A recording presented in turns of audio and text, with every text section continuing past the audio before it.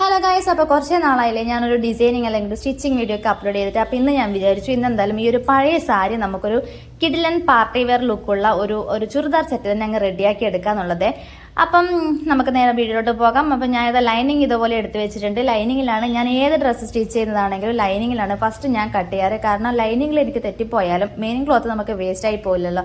അപ്പം ലൈനിങ്ങിൽ ഞാൻ അളവ് കാര്യങ്ങളൊക്കെ കൊടുത്ത് കറക്റ്റാണെന്ന് കിട്ടിയത് കറക്റ്റായിട്ടൊന്ന് കട്ട് ചെയ്ത് കഴിഞ്ഞതിന് ശേഷം അത് വെച്ചിട്ടാണ് ഞാൻ മെയിൻ ക്ലോത്ത് സ്റ്റിച്ച് അതായത് കട്ട് ചെയ്തെടുക്കാറ് കേട്ടോ.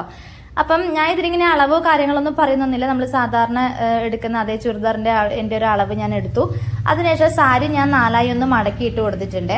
അപ്പോൾ സാരി ഞാൻ ആദ്യം കട്ട് ചെയ്തെടുത്ത് നമ്മുടെ ലെങ്ത് എനിക്ക് വേണ്ടുന്ന ലെങ്ത്തിൽ ഞാൻ ആദ്യം കട്ട് ചെയ്ത് കൊടുത്തതിന് ശേഷം അതൊന്ന് 4 മടക്കിയിട്ട് കൊടുത്തിട്ടാണ് ഞാൻ ഇതുപോലെ ലൈനിങ് വെച്ചിട്ടൊന്ന് കട്ട് ചെയ്ത് കൊടുക്കേണ്ടത് കേട്ടോ. അപ്പോൾ ഞാൻ ആ ഒരു ബോർഡറിൻ്റെ ഭാഗമോ കാര്യങ്ങളോ ഒന്നും ഞാൻ എടുക്കുന്നില്ലേ. പിന്നെ ഇതിന് നെക്ക് ഞാനൊരു വീനെക്കാണ് എടുത്തിട്ടുള്ളത്. ഞാൻ എപ്പോഴും യൂനെക്ക് അല്ലെങ്കിൽ ഒരു ബോർഡ് നെക്കൊക്കെയാണ് ചെയ്യാറ്. ഇന്നൊരു വെറൈറ്റി ആയിക്കോട്ടെ എന്ന് വിചാരിച്ചിട്ട് ഇപ്പോഴത്തെ ട്രെൻഡ് ഒരു വീനെക്ക് തന്നെ അങ്ങ് കൊടുത്തു കേട്ടോ. അപ്പോൾ ഇതെനിക്ക് നല്ല പെർഫെക്റ്റ് ആയിട്ട് കിട്ടിയിട്ടുണ്ട്. വീനെക്ക് സ്റ്റിച്ച് ചെയ്തിട്ട് എനിക്ക് ആദ്യമായിട്ടാണ് ഇത്രയും പെർഫെക്റ്റ് ആയിട്ട് കിട്ടണത്. പിന്നെ ഞാൻ കുറച്ച് ബീഡ്സും ഇതുപോലുള്ള ലേസും ഒക്കെ എടുത്തിട്ടുണ്ട്. ലേസിന് മീറ്ററിന് 10 രൂപ 20 രൂപ ഇങ്ങോട്ടേ വിലയുള്ളൂ കേട്ടോ. ഞാൻ ഒരു 5 മീറ്ററോളം അത്രത്തോളം ഒന്നും ആവശ്യമുണ്ട് വന്നിട്ടില്ല.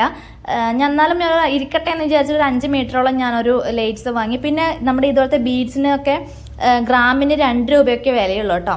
അപ്പം ഞാൻ ഇതേപോലെ നമ്മുടെ നെക്കൊക്കെ ഒന്ന് സ്റ്റിച്ച് ചെയ്ത് കൊടുത്തതിന് ശേഷം നമ്മുടെ ബാക്ക് സൈഡ് ഒന്ന് ഷോൾഡർ ജോയിൻ ചെയ്ത് കൊടുക്കുന്നതിന് മുന്നെയാണ് ഞാൻ ഈ ഡിസൈനോ കാര്യങ്ങളൊക്കെ ചെയ്ത് കൊടുക്കുന്നത്.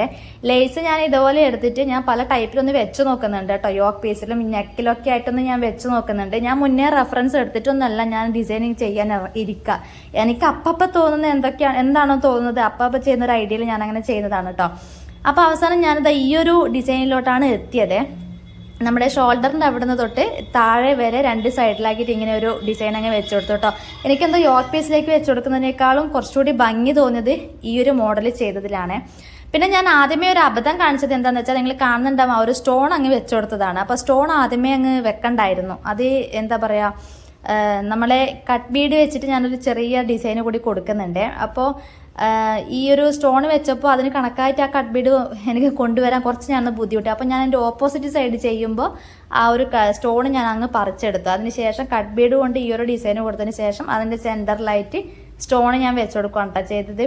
അപ്പോൾ ഇത് കട്ട് ബീഡൊക്കെ വെക്കാൻ നമുക്ക് വലിയ എംബ്രോയ്ഡറി മറ്റേ ഫാഷൻ ഡിസൈനിങ് ഒന്നും പഠിക്കേണ്ട കാര്യമൊന്നുമില്ല. നമ്മളൊരു സാധാരണ സൂചി നൂലൊരു 3 കട്ട് ബീഡ് വീതം 3 മുത്ത് വീതം ഇങ്ങനെ കോർത്തെടുക്കുക. അതിൻ്റെ എന്താ പറയുക, നമുക്ക് ഏത് ഷേപ്പിൽ, റൗണ്ട് ഷേപ്പിലാണെങ്കിൽ റൗണ്ട് ഷേപ്പ് പോലെ കൊണ്ടുവരിക, അല്ലെങ്കിൽ നമ്മൾ ഇതുപോലെ ക്രോസ് ആയിട്ടുള്ളൊരു ഷേപ്പിലാണെങ്കിൽ അതേപോലെ ഒന്ന് ആദ്യം ഒരു അറ്റത്ത് കുത്തി പിന്നെ കുറച്ച് താഴത്തോട്ടേക്കായിട്ടുള്ള നമുക്ക് എത്ര ലെങ്ത്താണോ വേണ്ടത് അത്രയും ലെങ്ത്തിലൊന്ന് സൂചി കുത്തി ഒന്ന് എന്താ പറയുക ഒന്ന് സ്റ്റിച്ച് ചെയ്ത് കൊടുക്കുക.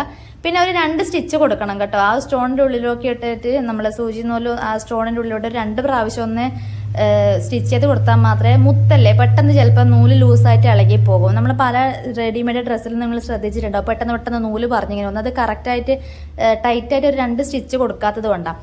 അപ്പം ഞാൻ ഇതിലെല്ലാത്തിലും 2 സ്റ്റിച്ച് വീതം കൊടുത്തിട്ടുണ്ട് കേട്ടോ. അതാകുമ്പോൾ നല്ല സ്റ്റിക്കായിട്ട് അങ്ങനെ നിന്നോളും. അപ്പം ഞാൻ ഓപ്പോസിറ്റ് സൈഡ് ചെയ്യുമ്പോൾ ഇതേപോലെ 3 എണ്ണം വീതം കോർത്തിട്ട് ക്രോസ് ആയിട്ട് ഇതേപോലെ ഒന്ന് സ്റ്റിച്ച് ചെയ്ത് നമ്മളെ എംബ്രോയ്ഡറി ചെയ്ത് കൊടുക്കുകയാണ് കേട്ടോ ചെയ്യണത്.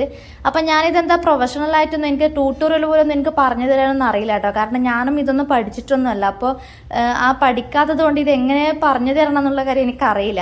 ഞാനിത് കണ്ടിട്ടുള്ള കാര്യവും അതേപോലെ നമുക്ക് ചെയ്യുമ്പോൾ നമുക്കൊരു ഐഡിയ കിട്ടുമല്ലോ. നമ്മളിങ്ങനെ ചെയ്ത് വരുമ്പോൾ ഇതിങ്ങനെ ചെയ്താൽ ഭംഗി ഉണ്ടാവും, ഇങ്ങനെ ചെയ്താൽ നമുക്ക് ഈ ഒരു ഡിസൈൻ ഇങ്ങനെ ഒരു രീതിയിൽ കിട്ടും, ഇങ്ങനെയുള്ള ഒരു ഐഡിയയിൽ ഇങ്ങനെ അപ്പം ചെയ്യുന്ന ഓരോ കാര്യങ്ങളാണ്.